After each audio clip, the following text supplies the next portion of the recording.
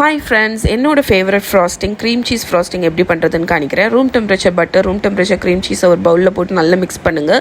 Room டெம்பரேச்சர்னால் ஃப்ரிட்ஜில் இருந்து 1 hour before வெளியே எடுத்து வச்சுருங்க.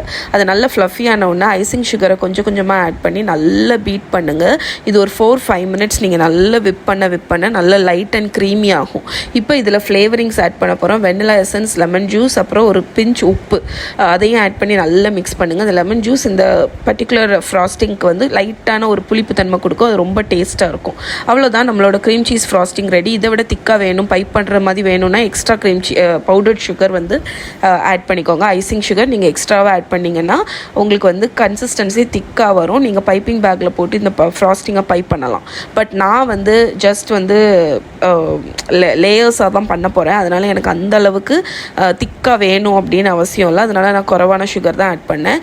இப்போ நம்மளோட ஃப்ராஸ்டிங்கை, இது என்னோடய கேரட் கேக் ரெசிபி. இது நான் 2-3 வீடியோக்கு முன்னாடி இதை ஷேர் பண்ணியிருக்கேன், செக் பண்ணுங்கள். நம்ம கேரட் கேக்கில் இந்த ஜெனரஸாக இந்த க்ரீம் சீஸ் ஃப்ராஸ்டிங்கை டெக்கரேட் பண்ணிவிட்டு வால்நட்ஸ் வச்சு டெக்கரேட் பண்ணிங்கன்னா செம்மையான கேக் ரெடி. ஃப்ரிட்ஜில் ஒரு 30 minutes செட் பண்ணி எடுத்தீங்க அப்படின்னா சூப்பராகிட்டு ஸ்லைஸ் பண்ண வரும். இந்த மாதிரி carrot cake, pineapple cake, vanilla cake, confetti cake, எந்த கேக்குக்கு வேணாலும் இந்த க்ரீம் சீஸ் ஃப்ராஸ்டிங் வந்து வேறு லெவலில் இருக்கும். இது நார்மல் ஃப்ராஸ்டிங் பட்டர் க்ரீம் மாதிரி, விப் க்ரீம் மாதிரி இல்லாமல் இதுக்குன்னு ஒரு தனி புளிப்பு சுவை, லைட்டான ஒரு புளிப்பு இருக்கும். அது ரொம்ப நல்லாயிருக்கும். ஸோ இதை கண்டிப்பாக ட்ரை பண்ணி பாருங்கள். ட்ரை பண்ணி பார்த்துட்டு எப்படி இருக்குங்க சொல்லுங்கள். இதோட ஃபுல் ரெசிபி கீழே டிஸ்கிரிப்ஷனில் இருக்குது, மறக்காமல் செக் பண்ணுங்கள்.